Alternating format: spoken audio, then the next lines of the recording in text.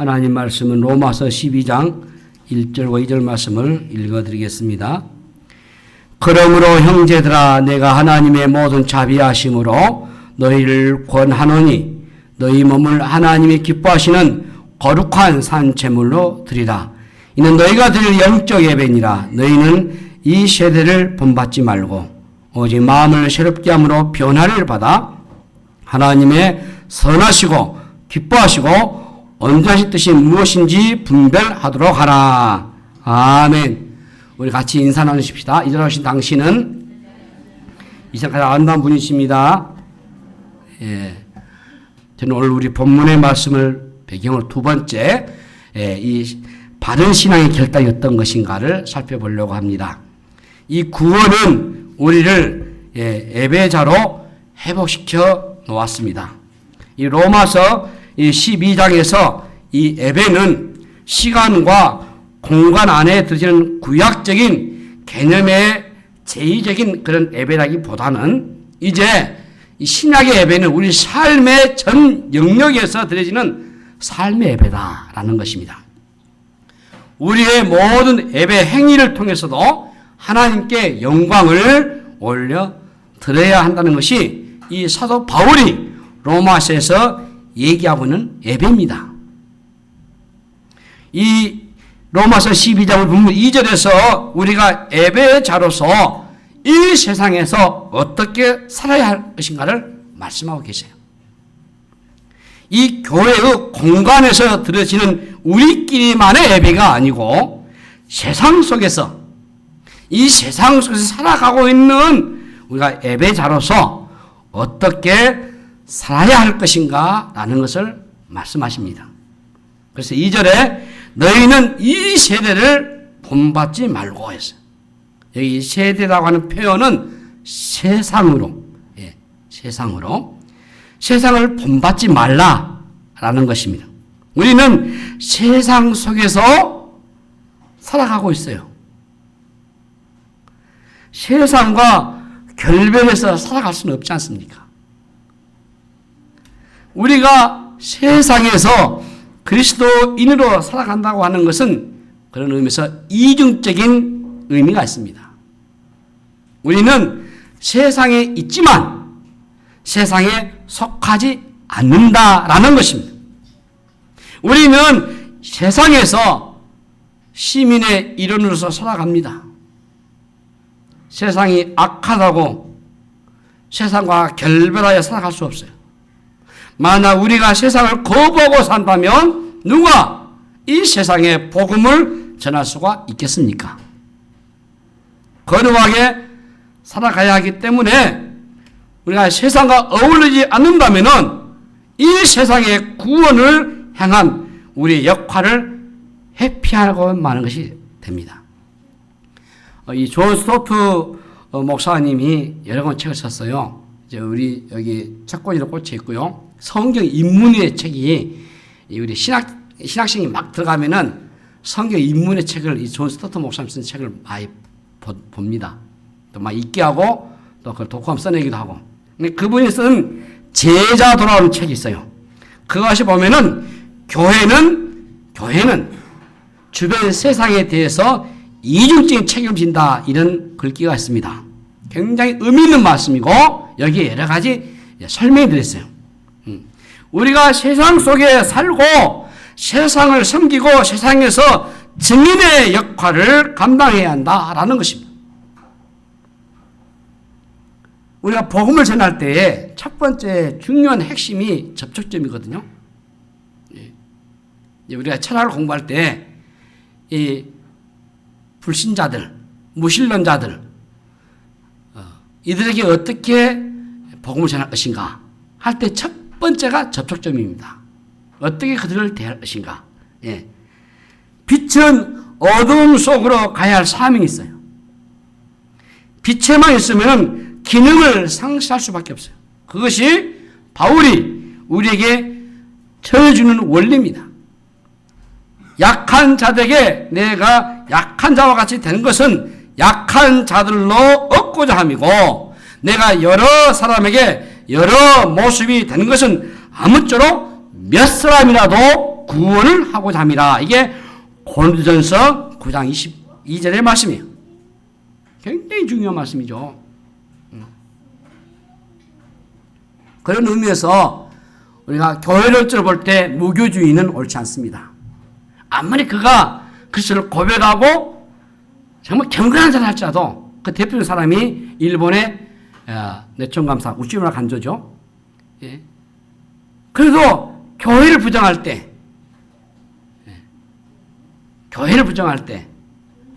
그리고 우리 그리스도인의 이 이중적인 사명, 우리가 세상에 살지만, 세상에 있지만은, 그런다고 해서 우리가 세상에 속하지 않잖아요. 그럼에도 우리는 이 세상과 전혀 다른 분명한 구별이 있어야 돼요. 그래서 이 세상을, 이 세대를 본받지 말라라고 하는 거 어떤 의미인가? 여러분, 세상의 흐름과 다른 방향으로 영면의 삶을 살라고 하는 것입니다. 모두가 가는 길을 가지 않고 다른 길을 선택한 사람이 바로 그리스도인들이에요. 예. 우리가 주일에 나와서 예배 드리는 것 자체도 세상 속에서는 특이한 모습일 것입니다. 종종 우리 신자들이 세상에서 살아갈 때 세상의 사람들에게는 이상하게 보일지 모르겠어요. 그러나 이상하게 보이는 것을 이상하게 여기지 마셔야 돼요.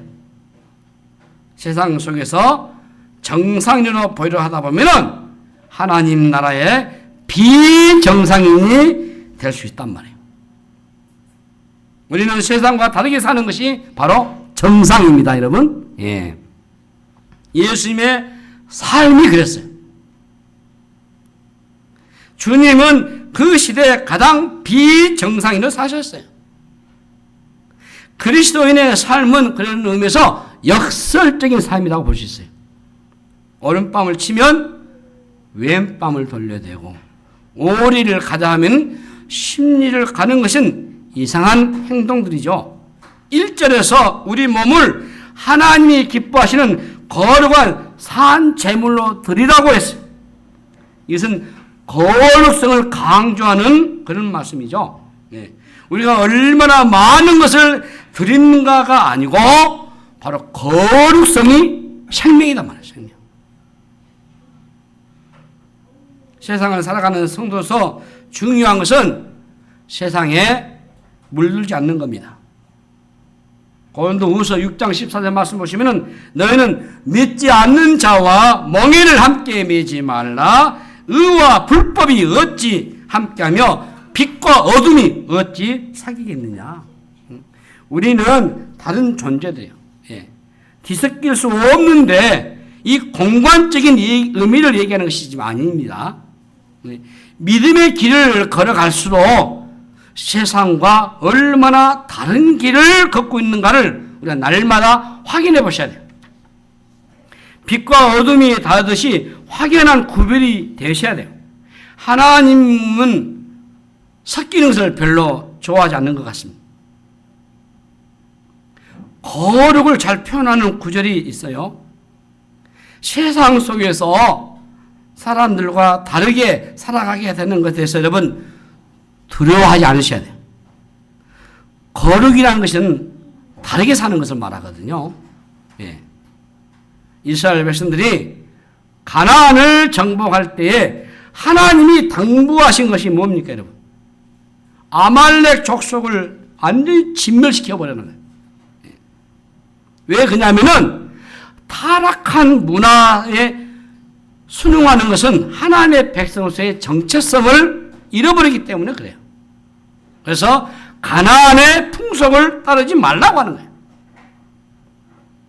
요한일서 2장 15절 16절 말씀 보시면 이 세상이나 세상에 있는 것들을 사랑하지 말라. 누구든지 세상을 사랑하면 아버지의 사랑이 그 안에 있지 아니하니 이는 세상에 있는 모든 것이 육신의 정욕과 안목의 정욕과 인생의 자랑이니 다 아버지께부터 온 것이 아니요 세상으로부터 온 것이라 했습니다. 사도 요한이 여기서 뭘 강조하셨습니까? 이 세상이나 세상에 있는 것들을 사랑하지 말라고 할 때 그럼 이 세상이 어떤 것인가? 아버지께로 나온 것이 아닌 세상으로부터 난 것들, 그렇죠? 그 안에는 육신의 정욕과 안목의 정욕과 이생의 자랑으로 가득하다 했어요. 하나님을 위한 선한 마음이 아니고 인간의 정욕을 따라 살면서 하나님에 대한 반역적인 태도를 가진 세상이기 때문에 당연히 하나님에 대해서 대적하는 세상이죠. 그 세상을 사랑하지 말라는 겁니다. 그 세상 안에는 육신의 정욕과 안목의 정욕과 이생의 자랑으로 가득 차 있다고 했어요. 이 반하나님적인 문화죠. 이게 바로 세상의 특성입니다, 여러분. 오늘날 우리가 살아가는 이 세상의 문화 안에는 이런 것들로 가득 차 있어요. 우리가 아무 생각 없이 살아가다 보면은 이 세상의 문화 속에서 수없는 그런 메시지들을 우리도 모르게 그냥 그대로 답습해버리고 수용해버립니다. 이 문화라는 것이 물이나 공기처럼 나도 모르게 먹고 마시면서 영향을 받거든요. 우리 시대는 오염도가 얼마나 높습니까? 대기에 미세먼지들과 마시고 분해된 플라스틱을 먹는 물고기들을 우리가 다시 인간이 먹음으로써 심각한 우리가 질병에 걸리기도 하고요. 나도 모르게 그런 세상의 영향을 받다가 죽음에 이르게 되잖아요. 세계가 환경 오염들로 인해서 이 기후 변화가 진행되고 있는데 더 심각한 것은 이 문화적인 오염. 세상의 문화 안에는 거짓된 메시지들이 들어있어요. 하나님의 존재를 부정하는 세상의 문화의 공격들이 우리의 신앙을 매우 위협하고 있어요.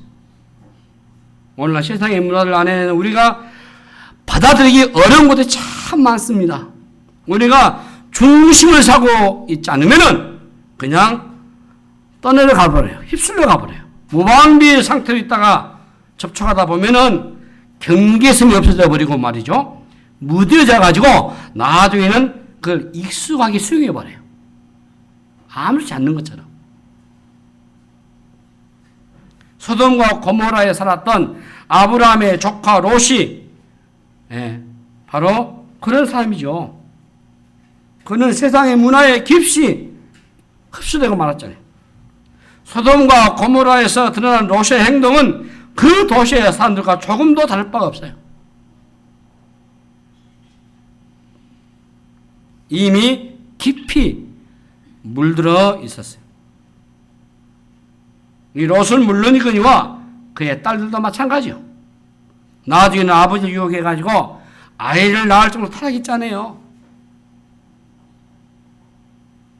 깨어있지 않으면은 우리도 모르는 세상의 문화에 자연스럽게 물들어 버립니다. 가만히 있기만 해도요, 세상이 밀물처럼 밀고 들어올 수밖에 없어요. 우리는 지금도 이 세상과 타협하려고 하는 이 부추김에 계속 우리가 시달리고 있단 말이에요. 세속의 힘이 얼마나 거센지 모릅니다. 세상에 뿌리내리고 있는 악으로부터 우리 자신을 지키려면 여러분 경계태세를 놓치셔서는 안 돼요. 왜냐하면 이 악의 정성이 너무 강하기 때문에 우리의 죄성은 변화보다는 변질에 빠질 성향을 가지고 있다는 것을 여러분 결코 놓쳐서는 안 됩니다. 우리가 매일 들이마시고 있는 이 시대의 그런 문화적 특성이 무엇인가, 오늘 이 문화 특성을 우리가 살펴보면서 우리가 새로운 바른 신앙을 결단하셔야 된다라는 것입니다. 먼저가 우리가 너무 잘 알아오는 주제가 바로 이 물질 만능주의, 이 만모니즘입니다. 물질 자체가 나쁜 것은 아니잖아요. 하나님이 물질을 창조하셨지 않습니까? 물질을 선하게 사용하면 얼마나 좋은 일을 할 수가 있어요. 그래서 기독교는 물질에 대해서 소극적이지 않습니다. 예. 기독교가 들어간 곳에는 문명의 꽃을 피워왔어요. 물질에 대해서 적극적인 태도예요. 물질은 나쁜 것이 아니에요. 문제는 물질주의가 문제예요. 물질주의가 뭐냐면은 물질이 모든 가치를 능가하는 최고의 가치가 된 것을 물질주의라고 해요. 오늘날 사람들은 주야로 이 돈을 묵상합니다. 돈을 좋아하는 정도가 아니고 만모니즘, 바로 돈을 숭배합니다. 돈 사상이에요. 예, 돈이 신이 되어버렸습니다. 그래서 돈을 숭배해요. 여기에는 소비주의도 함께 포함됩니다. 사람들은 소비함으로써 그 욕구를 충족시켜요. 물질을 축적하고 쌓은 이유는 소비함으로써 그 욕구를 충족시킨다. 물질을 축적하고 쌓은 이유는 소비함으로 만족을 느끼기 때문이에요. 오늘날 일어나는 모든 문제의 근원은 이 물질주의입니다. 돈을 사랑함이 일만하게 뿌리가 된다고 하는 하나님의 말씀이 있지 않습니까? 물질이 신이 된 곳에는 인간도 물질의 일부가 되고 말아요. 물질이 최고의 가치가 되는 곳에는 다른 것들은 무시될 수밖에 없어요. 물질주의는 물질을 최고의 가치로 여겨가지고 다른 모든 것을 다 부수적으로 만들어버려요. 하나님의 존재마저도 물질을 더 얻기 위한 수단으로 전락시켜버리고 말아요.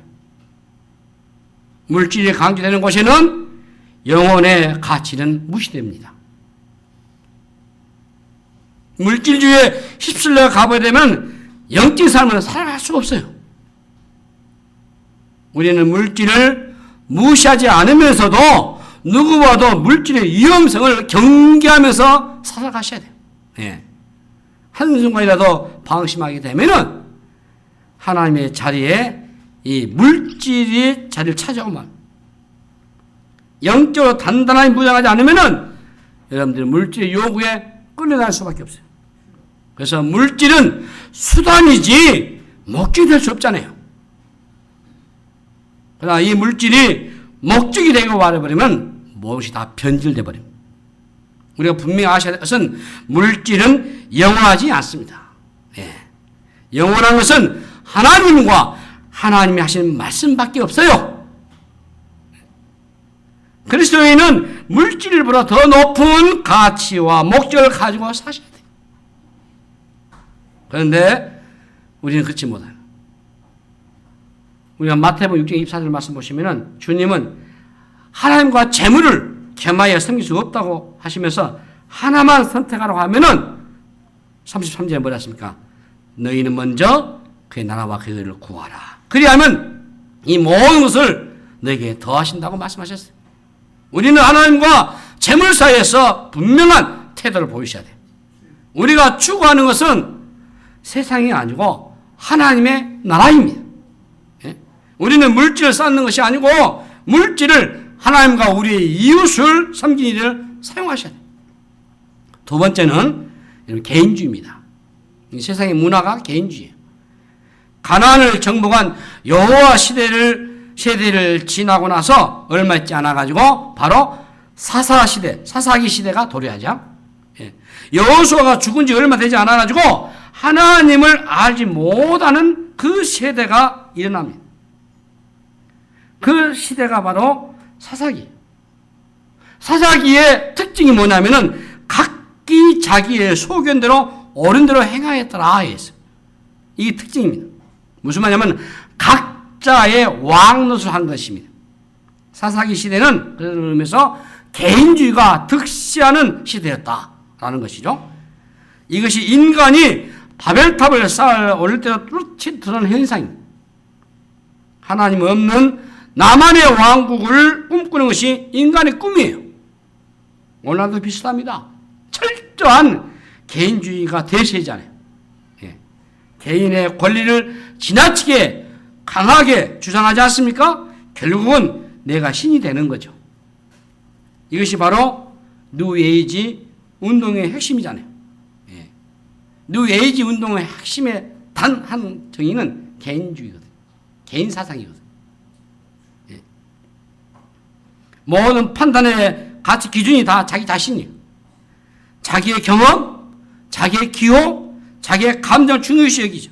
그래서 현대는 개인이 왕입니다. 개인이 왕이에요. 무엇을 자기 임의로 취사 선택을 해요. 삶을 선택하는 기준은 오직 자기 자신이 원하는 것이에요. 자기 자신에 빠져 살아가는 이 나르시즘이 득세예요. 예? 여기에는 외모주의도 한몫을 챙기지 않았습니까? 눈에 보이기에 좋은 대로 살아가는 거예요. 사람들은 미모와 건강에 지나치게 몰두하게 되고, 하나님도 잠언 31장 31절 말씀 보시면, 31장 30절 말씀 보시면은 고운 것도 거짓되고 아름다운 것도 헛되나 오직 여호와를 경외하는 여자는 칭찬을 받을 것이라고 하셔요. 말씀처럼 우리가 예물을 보지 않고 하나님은 중심 보시잖아요. 건강에도 관심이 너무 높아가지고 건강에서 얼마나 많은 돈을 투자합니까? 예.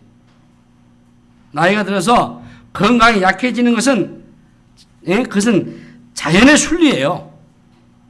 예. 은혜 받지 않고 건강하면은 나이와 상관없이 죄만 짓고 살더라고. 은혜가 지배를 하지 않고 육신의 정욕이 지배한 노인의 추태는 더 추악해 보여. 나를 돋보이게 하고 나를 멀리, 예? 알려지는 그런 자만족형들이 얼마나 많아지겠습니까? 우리가 유튜브나 인스타그램을 통해서도 자기를 알리고자 야단 법석이잖아요. 예? 내가 항상 중요한 거예요. 내가. 무엇은 나로 귀결돼요.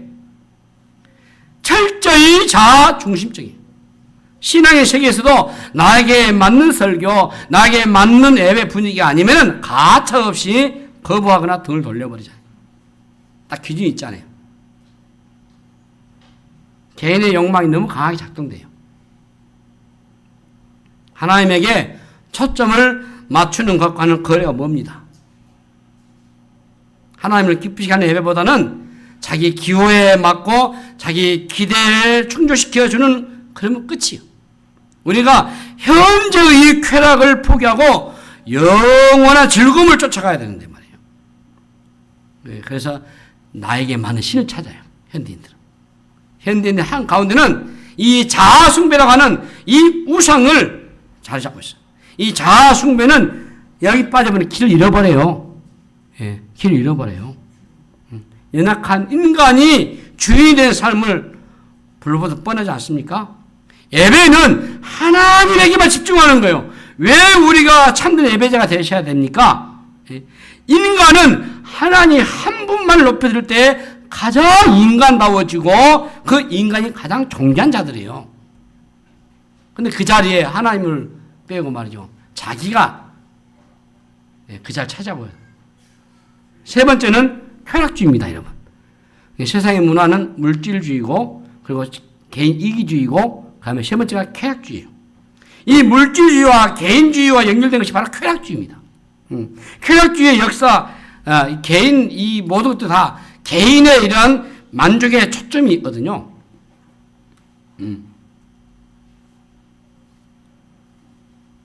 오늘날 서구의 모든 문화는 세계 깊은 곳에 영향을 다 미치고 있어요.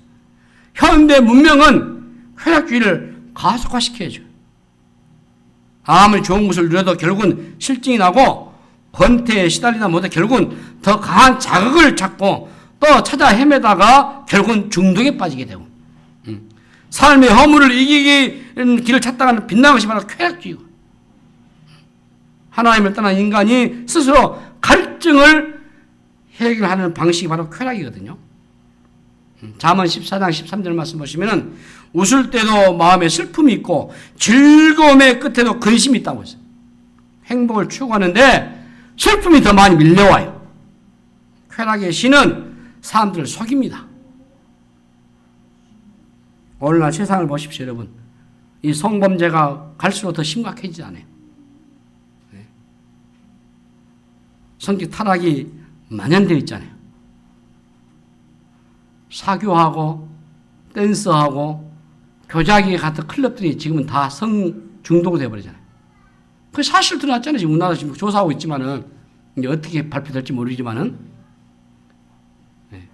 가정주부들이, 대학생들이 다 이 마약에 지금 이제 속속들이 지금 그게 일면 물뽕이지 않습니까? 요즘 여러분 우리 지금 조사하고 있는 그거 아니에요?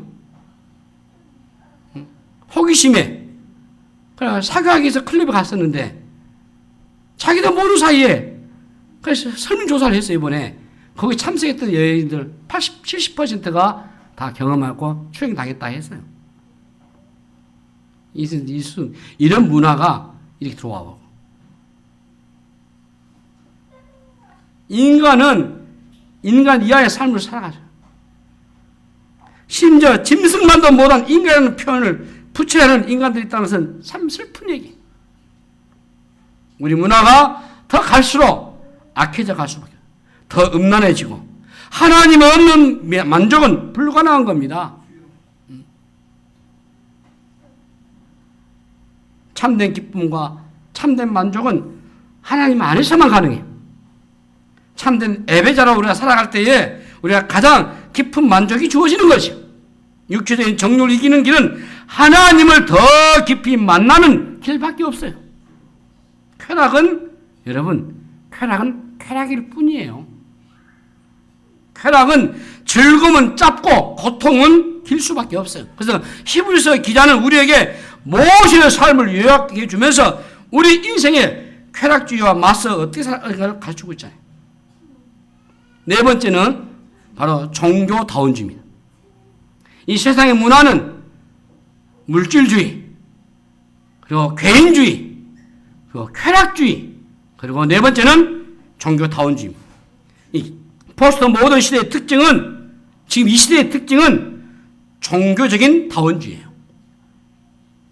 기독교만이 유일한 구원이라는 이 말에 질식을 합니다. 이게 에큐메니칼이죠.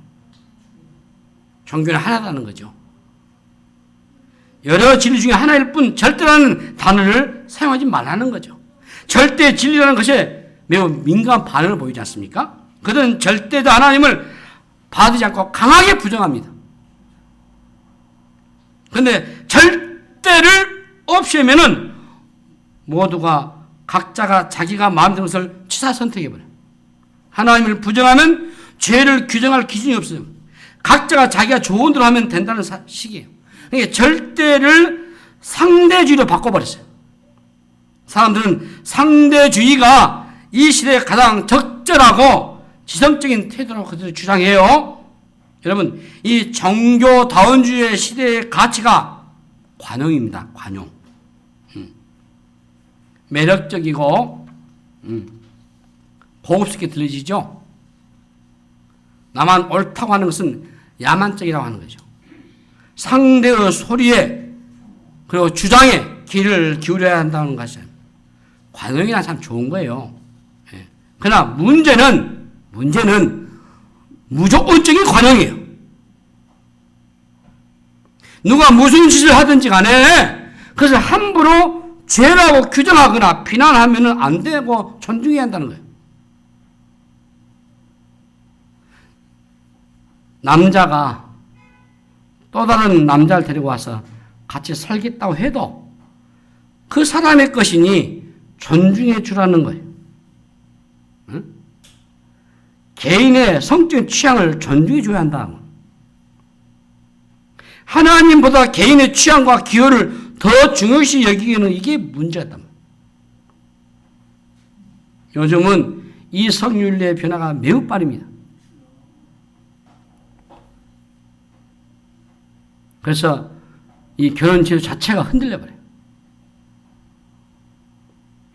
절대다 하나님의 존재를 부정하게 되면은 인간의 이 타락과 방종을 막을 길이 없어요. 절대의 진리를 부정하는 곳에는 기준이 하나씩 낮아지는 겁니다. 사실은 기준 자체가 없어요. 눈치 보지 말고 자기가 좋을 대로 사는 것이 최고라고 하지 않아요. 다른 사람에게 예수님을 믿으라고 강요하도 하지 말라고 하지 않습니까? 요즘은? 전도를 그래서 경멸스러운 것으로 취급해버리는 세상이잖아요. 이것을 앞으로 법제화시켜서 막을 날이 올지도 모르겠어요. 이미 서구의 사회에서는 이 전도하는 것도 공개적으로 법으로 막아버렸어요. 예수 그리스도만이 유일한 구원의 길이라는 주장은 우리가 만든 것이 아니잖아요. 기독교의 우월을 드러내는 의도로 만들어지는 그런 이념도 아니에요. 그리스도가 직접 하신 말씀이잖아요. 주님 하신 말씀이잖아요. 그게 요한복음 14장 6절이지 않습니까? 예수께서 이르시되 내가 곧 길이요 진리요 생명이니 나를 만나지 않고는 아버지께로 올 자가 없다고 하셨잖아요. 무슨 말 필요합니까? 하나님이 하신 말씀이신데 우리 교회가 만들었습니까? 우리가 그걸 제도화시켰으면 아니에요. 성경의 진리를 그렇게 말씀했어요. 유일한 구원이라 말씀하셨어요. 여기 타협의 여지가 없죠. 진리는 진리일 뿐이에요. 오늘날 세상 안으로 밀고 들어오는 이 사조에 대해서 우리가 경계를 늦추지 않으셔야 돼요. 오늘날 여러분 급속도 오늘날 변화가 일어나고 있습니다.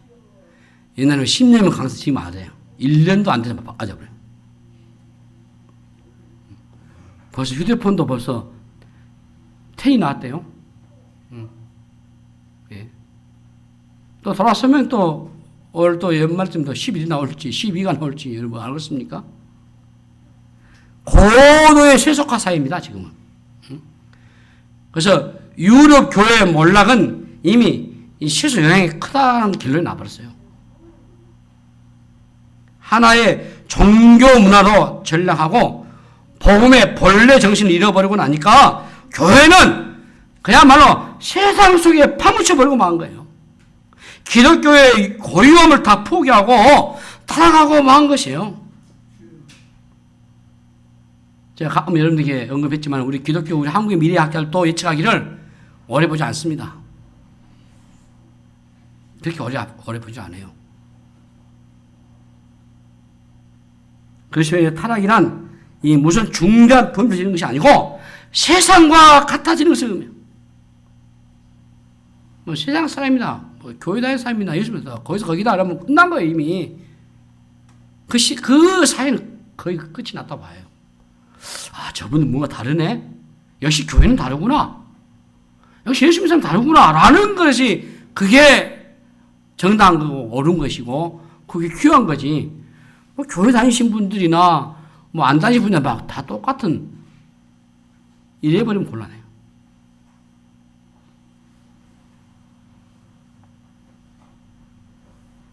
바울이 왜 구원받는 우리 그리스도인들을 향해서 너희는 이 세대를 본받지 말라라고 명령했는지 여러분 깊이 묵상해 보시기를 바랍니다.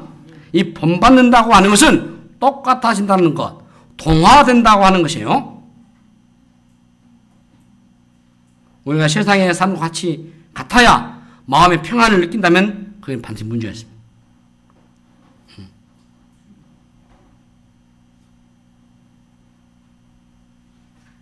자기 정체성이 분명하지 않기 때문에 일어나는 현상이잖아요. 우리가 사는 이 세상에서 우선적으로 이 세상의 문화에 대해서 우리가 분별력을 길러셔야 돼요. 그것은 그리스도인으로서의 정황정신을 우리가 가지셔야 돼요. 무조건 따라가기보다는 여러분 거부하는 훈련도 필요해요. 예, 거부하는 훈련도.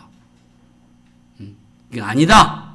아닌 것은 아니다 하고 틀리면 틀린다고 하고 얘기해야 돼요. 예. 뭐가 더 중요한지 뭐가 더 귀한지를 분명히 가르쳐주고 정의해 주셔야 돼요. 그래야 분별되고 그래야 교정이 되고 그런 훈련이 반복되셔야 돼요. 좋은 게 좋다는 식으로 이렇게 해고 어물쩍 넘어가 버리면 이것은 시간 문제입니다. 그래서 이 존 스토트는 제자도에서 제자도의 특성을 얘기하시면서 첫 번째로 꼽은 것이 불순응이에요. 예. 불복종, 도피주의와 이 순응주의에 뭐 피해야 한다고 하는 거. 우리가 가질 태도는 세상을 모방하는 것이 아니고 여러분 주님을 닮으셔야 돼요. 주님을 모방하셔야 돼요. 예. 세상을 닮은 것이 아니고 주님을 닮으셔야 돼요. 예. 우리의 모방은 주님을 닮아가는 거예요. 우리가 길 잃지 않고 바라볼 대상은 오직 한 분 되신 주님만을 여러분들이 확신하셔야 되기를 바랍니다. 구원받는 성도 요구의 첫 번째 미션이 그럼으로 해서 예배입니다. 여러분. 예배입니다. 예배에 있어서 가장 중요한 것은 거룩성입니다. 너희는 이 세대를 본받지 말고 구원받는 우리에게 주는 도전이에요. 세상을 우리가 찾는 것을 주지 못합니다. 세상을 쫓아가면은 절망을 여러분 경험하게 될 수밖에 없어요. 이 세상이나 이 세상에 있는 어떤 사랑하지 마시길 바랍니다. 이제 마음에 결단하십시오. 지금 혹시 여러분들이 혹시라도 거리낌이 생긴다면 주님보다도 내가 다른 것에 내 마음이 바뀌었다면 우리가 회개하면서 여러분들 주님에게 초점 맞추시기를 바랍니다. 예. 그럴 때 보이는 세상의 미혹에 당하지 마시고 단호한 태도를 드러내셔서 세상이 주는 그런 달콤함에 마음 뺏기지 마시고 또 눈 돌리지 마시고 순결한 이 생명의 이 복음을 붙잡으시고 여러분들이 영원한 하나님을 향해서 믿음으로 한 걸음 한 걸음 더 나아가시고 주를 의지하며 주를 소망하며 승리하는 여러분 다 되시기를 주님의 이름으로 축복합니다. 기도합시다. 하나님 아버지 은혜를 감사합니다. 이 시간 우리가 바른 신앙의 결단할 수도 하나님 우리를 이끌어 주시옵소서. 우리가 구원받는 자로서 하나님 주신 첫 번째 미션이 예배이고 그 예배가 거룩성이 없는데 아버지 하나님 이 세상의 문화와 세상에 주는 것은 너무 달콤하고 여기 우리가 빠져들기 쉽고 우리가 동화되기 쉽사오니 하나님 우리가 이걸 철저히 끊고 훈련하고 배제하고 결단하고 각오해서 우리가 바른 신앙의 삶을 살아가는 자들 되게 하여 주시옵소서. 감사하옵고 우리 구주 예수 이름으로 간절히 기도하옵나이다. 아멘.